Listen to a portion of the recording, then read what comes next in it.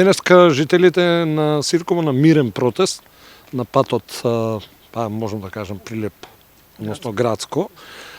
Зашто се работи конкретно, кои се вашите барања?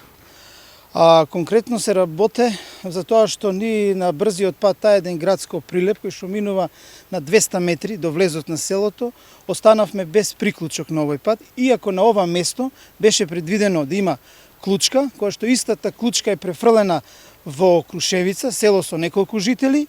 Меѓутоа, нашето барање е приклучок за село Сирково на брзиот пат А1 Градско Прилеп и целосно асфалтирање на двата пристапни пата, од која ќе завршат сите градежни активности на патот. Сметате дека во тој временски период додека се гради патот, пристапните патишта ќе бидат оштетени?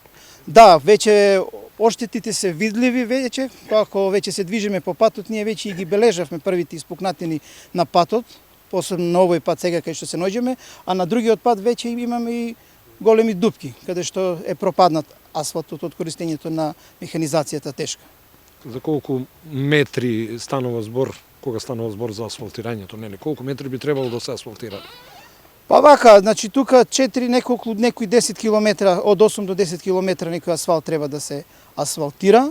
Меѓутоа, тоа не значи дека ако останеме без приклучок, дека ќе дозволиме и да се користат овие два пристапни пата. Значи, пристапните патици ќе се користат доколку добиеме приклучок. Доколку не добиеме приклучок од страна на надлежните институции да ни излезат у пресред, ние ќе ги радикализираме нашите протести, што значи блокадите ќе продолжат, ќе ги префрлиме и на магистралниот пат доле Градско Прилеп, кој што е веќе на 3 километра од овдека, со неколку часовно дневно блокирање, но меѓутоа мислам дека до тоа нема да дојде и не би ни требало да дојде, за тоа што има луѓе кои што ги знаат придобивките кои се за Сирково, општо и за населението, за приклучокот, така да нема да дојде најверојатно до тоа.